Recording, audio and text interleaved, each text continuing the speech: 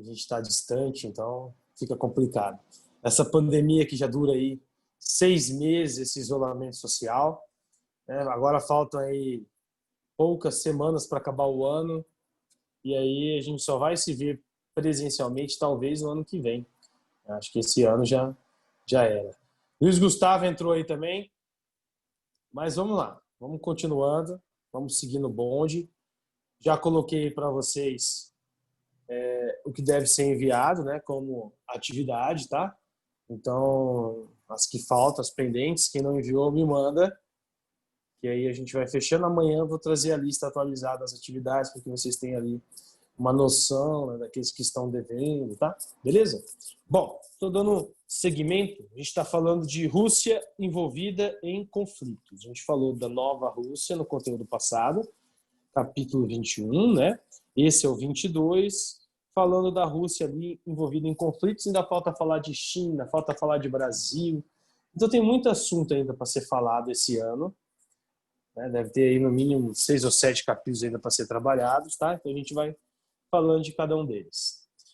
Um dos conflitos em que a Rússia está envolvida é esse aqui, né? Na Ingushétia, tá?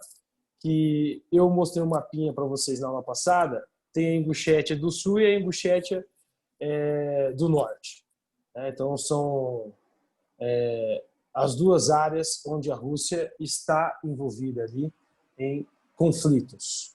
Isso, pode compartilhar. Aí tem também a questão do envolvimento dela em outras áreas, como a Chechênia, né? Regiões ali do Cáucaso onde ela tenta dominar, que são áreas onde tem o petróleo, né? Combustíveis estratégicos para poder definir aquela área, tá? Para poder tomar ali, ter presença naquela região. Parou aí a visualização? Calma aí. Sim. Deixa eu ver aqui. Travou aqui o negocinho. Vou pôr de novo aí. Vê se apareceu. Problemas técnicos. Apareceu, né?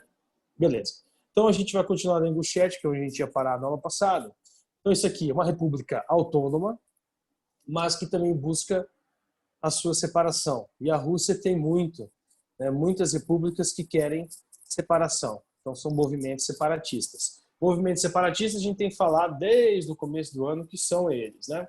São nações, são povos que têm ali cultura, que têm hábitos diferentes do restante do território.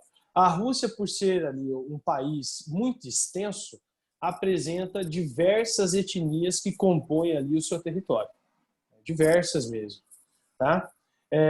Então, por isso que ela tem várias áreas que querem a separação. Algumas delas conseguiram a separação com o fim da Guerra Fria, com o fim da União Soviética. Por exemplo, a Geórgia. A Geórgia conseguiu a separação do território com o fim da União Soviética. A Chechênia tentou, na década de 90, a separação com o fim da União Soviética, mas não conseguiu. Ingushétia é um exemplo que quer a separação, mas também não conseguiu, né, no pós-Guerra Fria. Tá?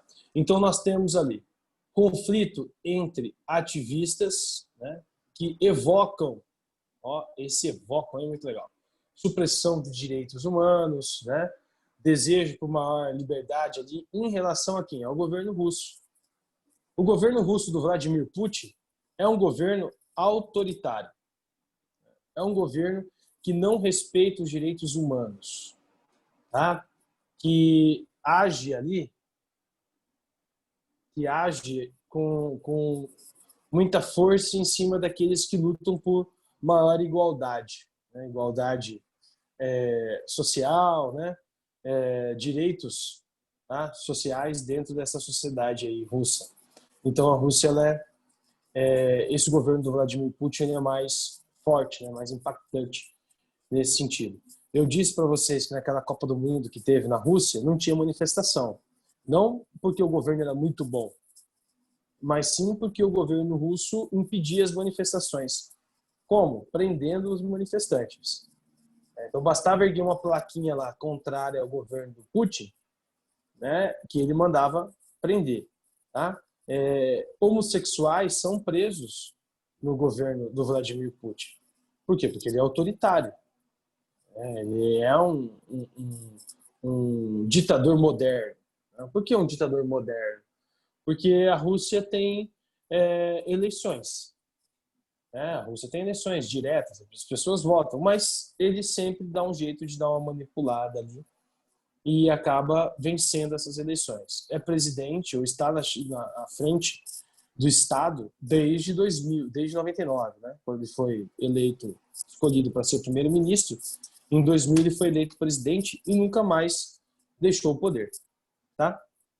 Aí nós temos aí na sequência, ó, presentes na Ingushétia, grupos islâmicos, tá?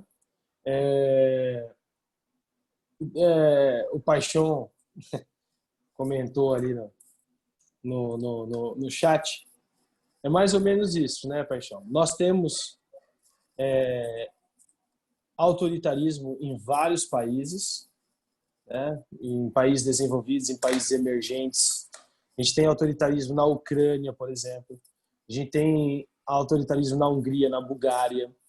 A gente tem governos autoritários na Itália, geralmente de extrema direita, esses governos. O Putin, apesar de ter sido um dia ligado à KGB e à União Soviética, o Putin hoje é entendido como um líder da extrema direita para muitos, né? Apesar de ter aliança ali com países que têm governos mais à esquerda, o Putin ele tem essa política mais autoritária, tá? Por isso que ele tem uma parceria com o Trump, né? Por isso que tem parceria aí com vários outros presidentes, né? Eles de certa forma se assemelham ali em algumas características. O autoritarismo ele acaba se comunicando com outros seres autoritários, né? Então eles acabam criando essas parcerias, né?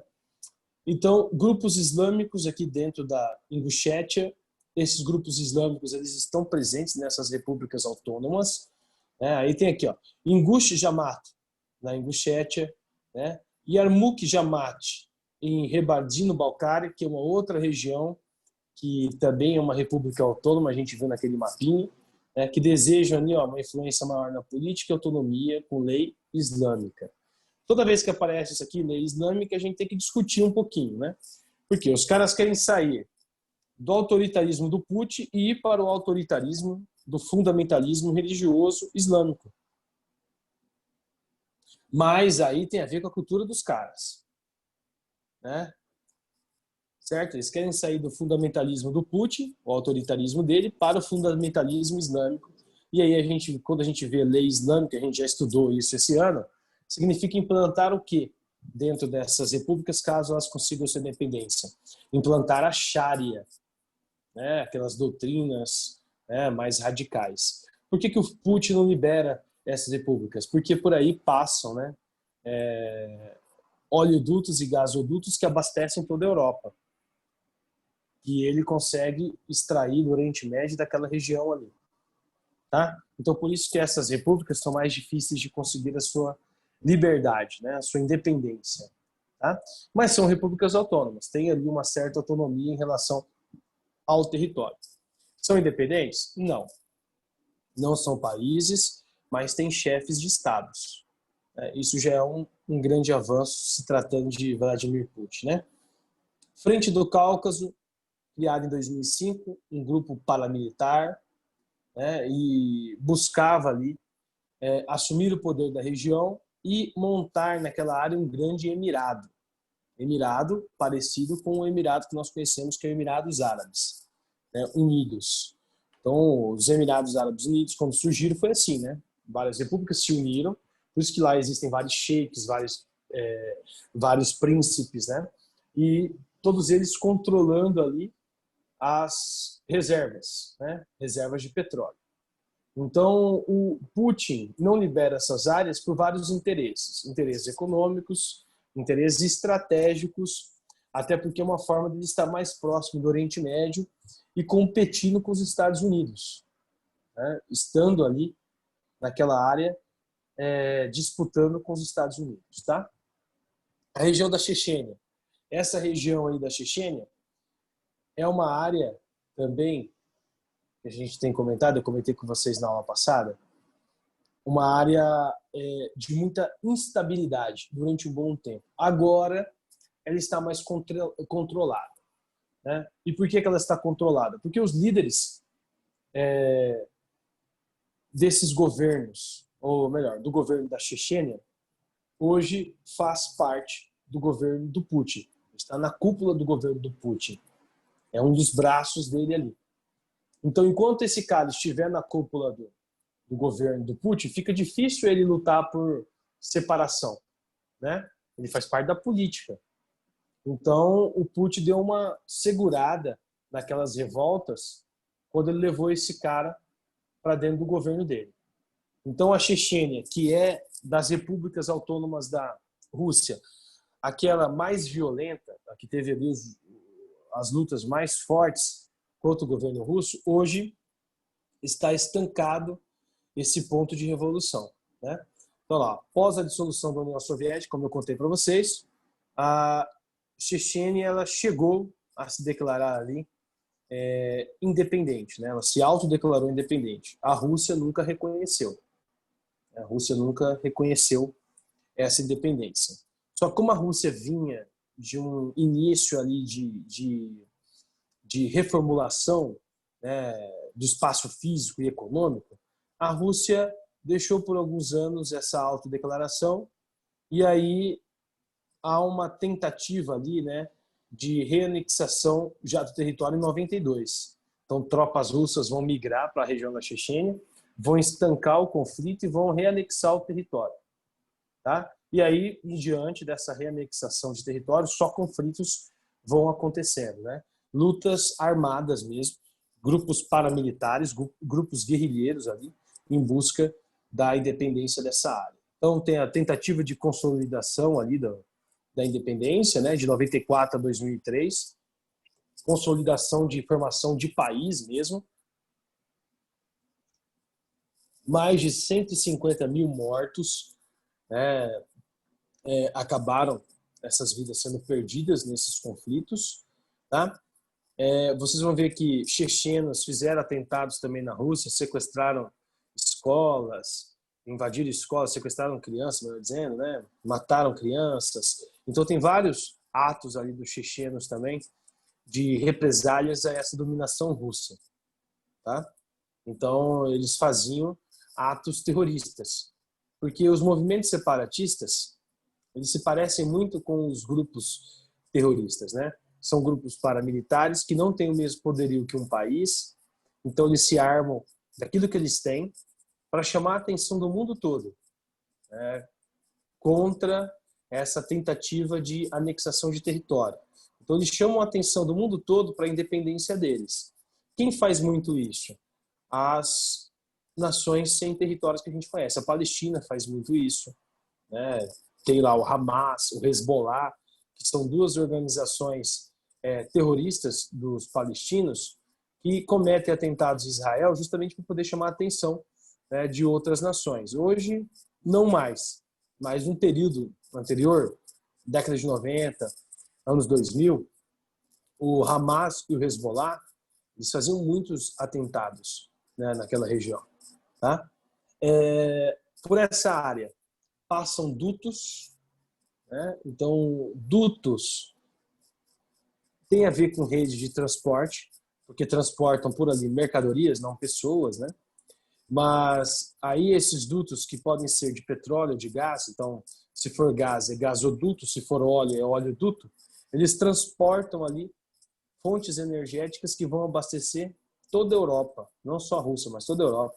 Então a Rússia capitaliza, né, dessas áreas gás e petróleo e comercializa, tá, com toda a Europa esses recursos naturais. Então é estratégico a Chechênia para a Rússia, não é uma região qualquer, é uma região estratégica mesmo.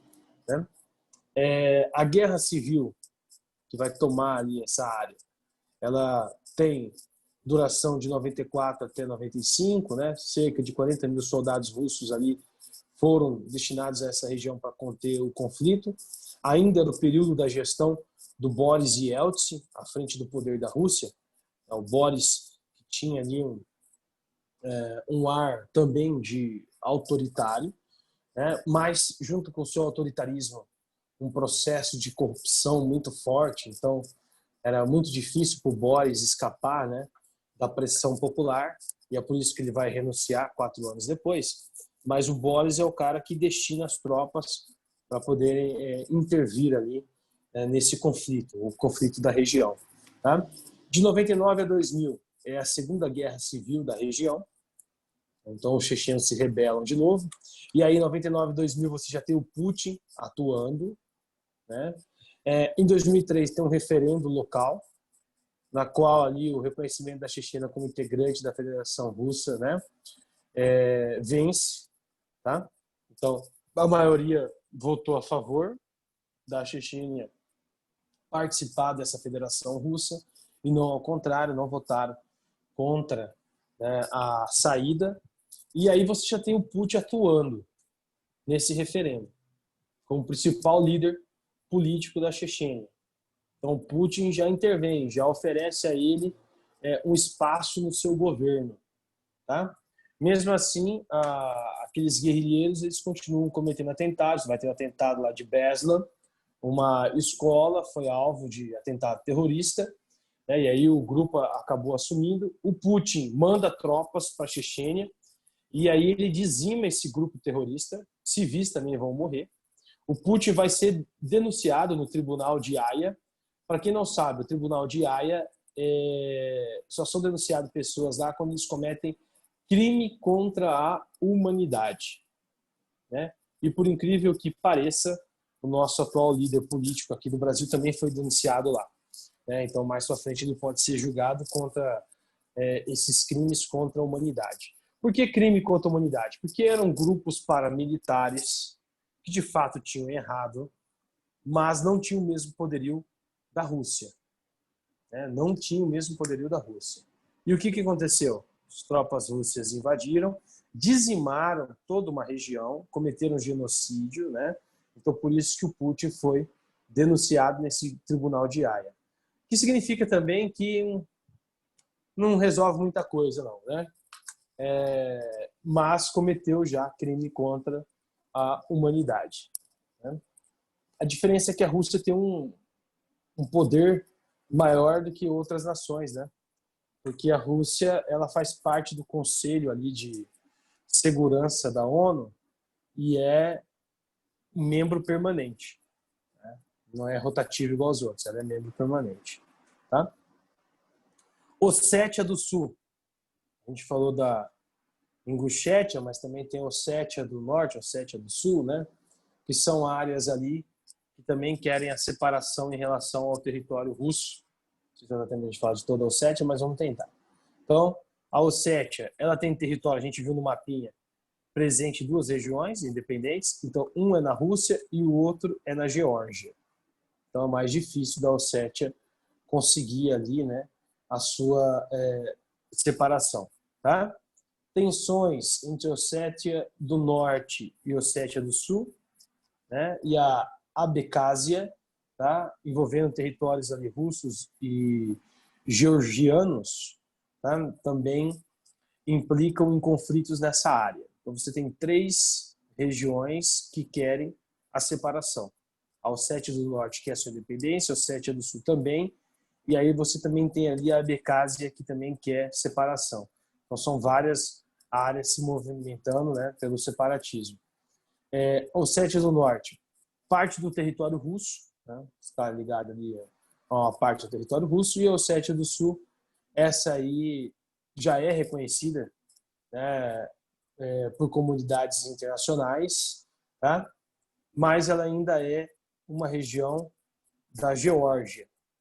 Então você tem a ONU, a OTAN reconhecendo a Ossétia do Sul, mas ela ainda faz parte de um outro território. Então, muito mais complicado, né, a sua saída. Tá? Questões étnicas, heranças da cultura ali dos ossetas, né, que trazem laços comuns entre o norte e o sul, por isso esse nome, uma etnia, né, os ossetas são uma etnia muito grande nessa região do Cáucaso, tá? Eram guerreiros, né? E foram anexados durante o período do Império Russo. Isso é o mais legal, porque o Império Russo, apesar de ser um império derrotado em relação a outras grandes nações, né? O Império Russo perdeu para vários impérios na Europa, perdeu ali conflitos para o Império Japonês, por exemplo, em territórios da Ásia, mas ele conseguiu anexar territórios do leste europeu e territórios do Cáucaso, e territórios ali que estavam próximos ao Oriente Médio, né? É claro que eram povos que a resistência era bem mais baixa, né? Mas o Império Russo ele fez também expansionismo naquela região, mesmo perdendo alguns conflitos, ele fez um expansionismo, né, que foi fundamental para ele ter esse tamanho que ele tem hoje, a Rússia ter o tamanho que tem hoje e ter esse poderio econômico, né? Ele só poderia ter esse poderio econômico devido a esse tamanho que tem, com tantos recursos naturais que possui, fornecendo ali para toda a Europa, tá? Declaração de independência da Ossétia, ocorrida durante a dissolução do bloco soviético, né, mas nunca reconhecido também. Tá? Fez um referendo para perguntar à população sobre o desejo de independência da Ossétia do Sul. Esse referendo deu favorável à separação, mas houve intervenção, né, na área, principalmente por parte da Geórgia. Então, a Geórgia acabou interferindo ali, porque para ela é necessário manter esse território, uma vez que existem recursos naturais favoráveis à sua economia. Então, o Ossétia do Sul recebe lá tropas para conter os favoráveis à independência, apoio dos Estados Unidos e da OTAN, né, para as tropas da Geórgia, conflitos com tropas formadas pelo Ossétia do Sul, favoráveis à independência, e apoiadas pelo exército russo. Então, nós temos aí, isso mais recentemente, né, nos anos 2000, um contexto da Guerra Fria. Então você tinha ali duas zonas de influências, né, uma querendo a separação e outra não. Então você tem a Ossétia do Sul sendo apoiada pelos Estados Unidos e pela OTAN, né, e aí você tem ali, ou melhor, para a Geórgia, você tem a Ossétia do Sul sendo apoiada pelo exército russo.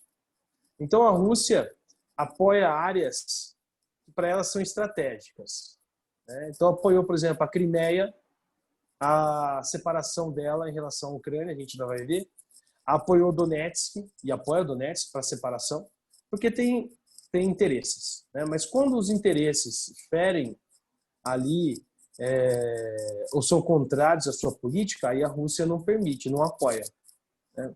Então a gente viu, a Rússia apoia a Ossétia para separar da Geórgia, mas a Rússia não apoia a Chechênia, por exemplo, para separar do seu território.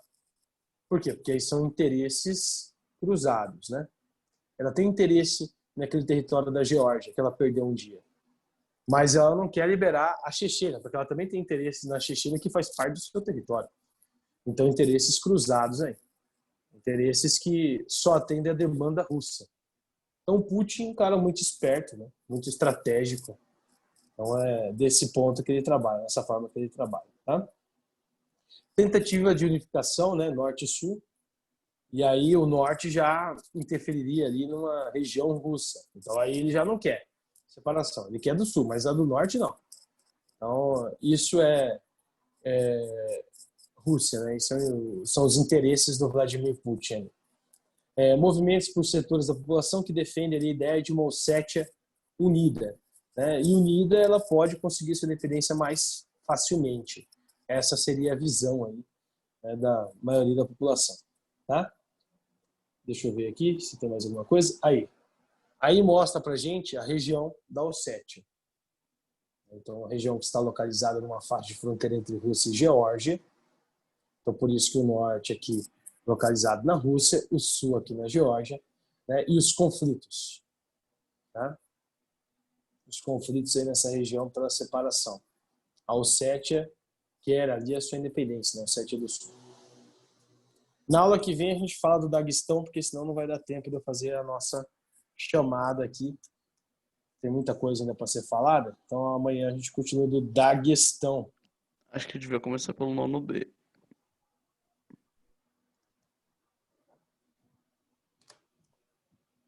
vovô, você está